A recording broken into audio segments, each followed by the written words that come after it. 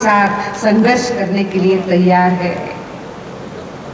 मैं आयोजकों का बहुत बहुत धन्यवाद करती हूँ कि आज आपने बहुत सार्थक प्रयास किए हैं और जिनको जरूरत है उनको आज का ये ब्लड मिल भी जाएगा।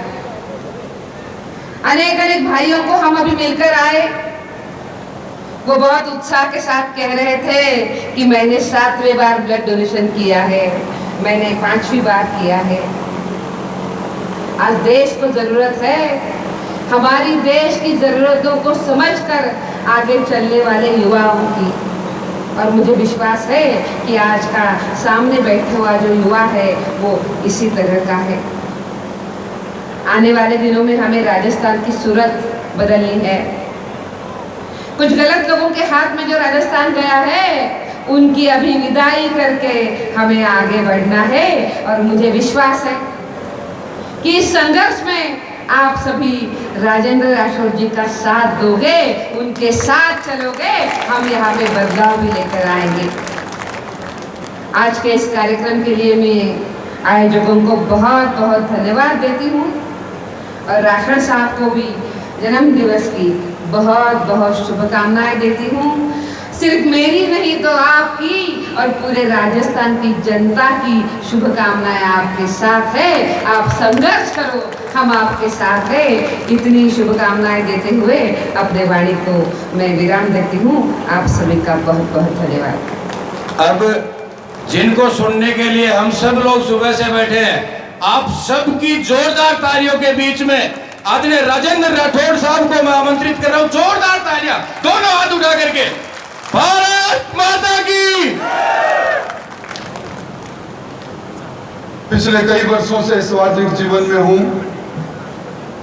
कई सभाओं में अपनी बात को रख चुका हूं, पर आज हरिओम जी के कविता के बाद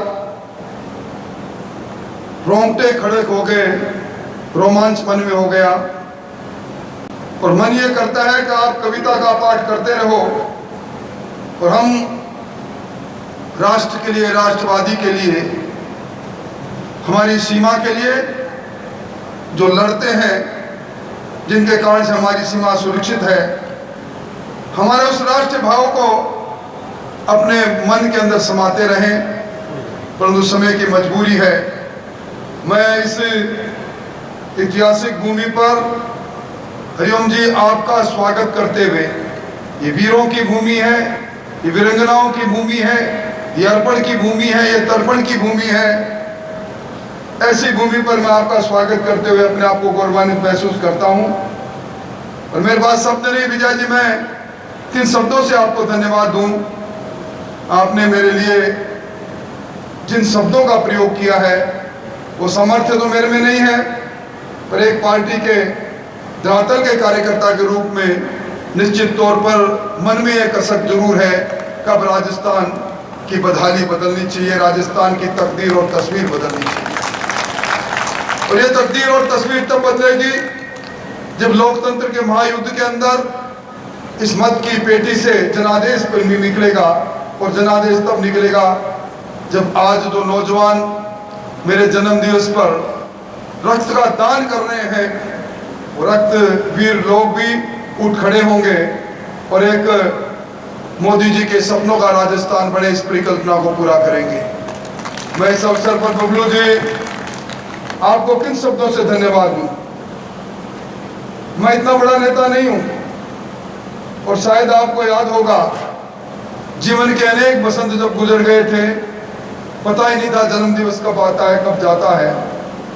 अचानक एक त्रासदी का शिकार हो गया, कृष्ण जन्मभूमि में चला गया और अचानक मैंने जेल में पढ़ा कि मेरा जन्म दिवस मना और 25,000 से ज़्यादा लोगों ने खून दिया।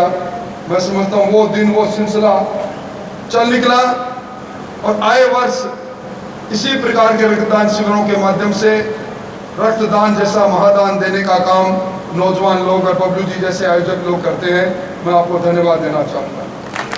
मैं सिर्फ एक ही बात कहना चाहूँगा, आज के युग को हम भागम भाग का युग कहते हैं और दुर्घटना का युग कहते हैं। राजस्थान में पिछले साल पिछले वित्तीय वर्ष में 10,000 से ज़्यादा सड़क दुर्घटनाएं हुई और उन सड़क दुर्घटनाओं में बड़ी संख्या के अंदर लोग कालकलवित हुए।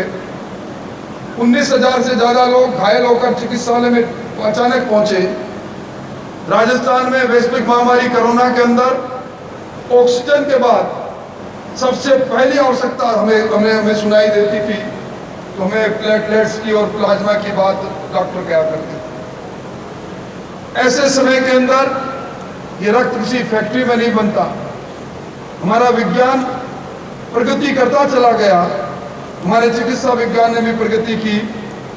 ऑर्गन ट्रांसप्लांट होने लग गए, दिल बदला जाने लगा, गुर्दा बदला जाने लगा, लीवर बदला जाने लगा, घुटना बदला जाने लगा, आंखें बदली जाने लगी। और चिकित्सा विज्ञान इस रक्त को कृत्रिम रूप से बनाने का लक्ष्य को पूरा नहीं कर पाया।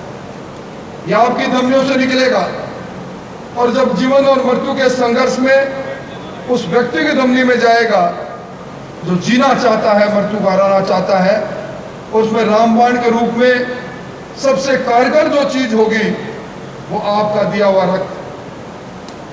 मैं इस राज्य का 8.5 वर्ष तक चिकित्सा मंत्री रह चुका हूं। मैंने बहुत से ऐसे लोगों को देखा जो कहते हैं अगर मेरे भाई को उस दुर्घटना के अंदर तत्काल रक्त नहीं मिलता तो शायद दुनिया में नहीं रहते। ये कहते भी सुना है, मुझे मालूम नहीं वो रक्त किसकी धमनियों से निकला होगा, पर उस रक्तवीर के कारण मेरे भाई की जिंदगी बची। ऐसा पुण्याय का काम आप लोगों ने किया है, परमार्थ का काम आपने किया है। मैं उन रक्तवीरों को अभिनंदन करना चाहूंगा, धन्यवाद देना चाहूंगा। और हमारे धर्म ग्रंथों में दान को कई प्रकार से परिभाषित किया है, पर सबसे बड़ा दान आज दधीची ने दान किया था अपनी अस्थियों का। जब असुरों का और देवताओं का युद्ध चला था, वज्र बनाने की जरूरत थी असुरों को प्राप्त करने के लिए। उस दान को हम धर्म ग्रंथों में पढ़ते हैं। उसी दान के समकक्ष अगर दूसरा दान है तो आपका द्वारा दिया गया रक्त का दान। और उस रक्त के दान में मुझ जैसे जमीनी कार्यकर्ताओं को आपने निमित्त बनाया। मैं जिंदगी भर आपका एहसान रहूंगा। बबलू जी, आपने किया मैं कभी भूलूंगा नहीं। और इस मौके पर आपने एक शख्सियत को बुलाया। हरिओम जी जब कविता का पाठ करते हैं तो रास्ते रुक जाते हैं, लोग ठहर जाते हैं। ऐसे राष्ट्रवादी कवि इस राष्ट्रवादी धरती पर आए। अच्छा बहुत थी, विजय जी कह रही थी कि मेरे कार्यक्रम आगे के गलत हो सकते हैं क्या। मैंने कहा वहाँ भी लोग इंतजार कर रहे हैं। कहने इच्छा है कि हरिओम जी को सुनते जाएं, सुनते जाएं, सुनते जाएं और सुनते ही जाएं। ऐसे राष्ट्र कवि का अभिनंदन करते हुए मेरी बात को समाप्त करता हूँ। बहुत बहुत धन्यवाद।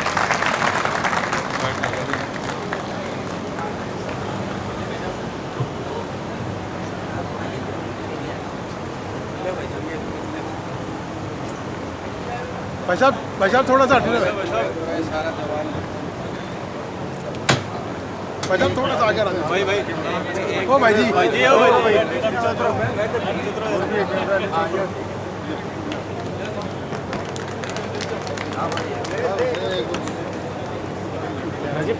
धन्यवाद धन्यवाद प्रणाम।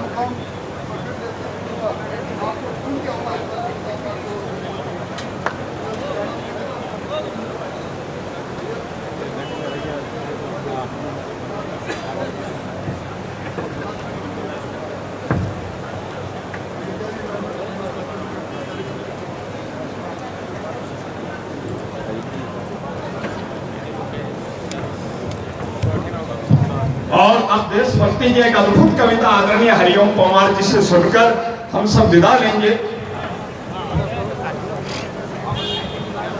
भाई अभिषेक चौटिया जी और ये सब लोग जो भाजपा को दिल जान से समर्पित हैं हमारे बीच पधारे हैं। आदरणीय राजेंद्र राठौड़ जी का सुबह से लगातार और रक्तदान 1100 यूनिट से अधिक तो अपने अभी यहाँ हो चुका है और अनुरोध हो रहा है। एक बार तमाम रक्तदाताओं के लिए दोनों हाथ ऊपर उठाकर उनकी सेवा भावना की तालियां। भाई योगेंद्र मिश्रा जी, तमाम लोग में हृदय से आभार प्रकट करता हूँ। नेता प्रतिपक्ष राजेंद्र राठौड़ जो लोग सुनना चाहते हैं वो अपने स्थान पर बैठिए। नेता बनने के बाद तमाम जिलों के दौरे कर रहे हैं और लगातार उन्होंने यहाँ पर अच्छा भाजपा कर रहे हैं। इसको लेकर बात करते हैं नेता बनने के बाद लगातार आपने प्रचार प्रसार भी हो रहा है, जैसे लग रहा है कि राजस्थान में चुनावी माहौल बनता जा रहा है। चूंकि राजस्थान अब चुनावी वर्ष में प्रवेश कर चुका है, सरकार ने अपना अंतिम बजट भी प्रस्तुत कर दिया, जनमानस से जो वादा करने थे वो भी कर दिए, और अब तो महंगाई विरोधी सप्ताह और शिविर भी सरकार लगा रही है। सरकार को अब याद आ रही है ऐसे मौके पर निश्चित तौर पर जब चुनाव की बात होती है तो चुनाव का वातावरण बनता है। और मैं जुम्मेवारी से कह सकता हूँ कि मैं जहाँ जहाँ गया हूँ जनता में इतना आक्रोश है सरकार के खिलाफ कि सरकार को नस्तनबूद करने के लिए सिर्फ समय का इंतजार है कि सरकार अपनी सबसे करारी हार की ओर बढ़ चुकी है। सर, महंगाई, बेरोजगारी और सड़क के जैसे इस बार एक नकल का मामला उठ गया है। देखिए, जिस प्रकार की नौकरियों की लूट हुई है और नौकरियों की लूट सरकार की सरपरस्ती में हुई है, राजस्थान लोक सेवा आयोग के सदस्य का पकड़ा जाना, एक सांख्यिकी अधिकारी थे, इनको अशोक गहलोत जी ने सीधा आरपीएससी का मेंबर बनाया, जिसको चीफ सेक्रेटरी के समान वेतन और सुविधाएं मिलती है। और जब बाढ़ ही खेत को खा जाए उसका क्या होगा? तमाम आरपीएससी की सारी नौकरियां जो 4 साल 4 महीने में हुई है सब संदेह के घेरे में आ गई। योग्यता का कत्ल करने का इल्जाम इस सरकार के माथे पर है। सर, एक खेतरी की सभा में आपने कहा था कि सचिन पायलट धुआं निकाल देंगे, किस का धुआं निकाल दें और किसके लिए हनुमान साबित होंगे? सरकार सचिन पायलट धुआं निकालना चाहते हैं गहलोत साहब की सरकार का। वो इस रावण रूपी सरकार को भस्म करने के लिए उन्होंने जो बात की कोई बात मैंने की। हनुमान किस पार्टी के लिए साबित होंगे सर? वो इस कांग्रेस रूपी राज के दहन के लिए हनुमान साहब। प्रदेश में 45,000 हमारे साथ नेता प्रतिपक्ष राजेंद्र राठौड़।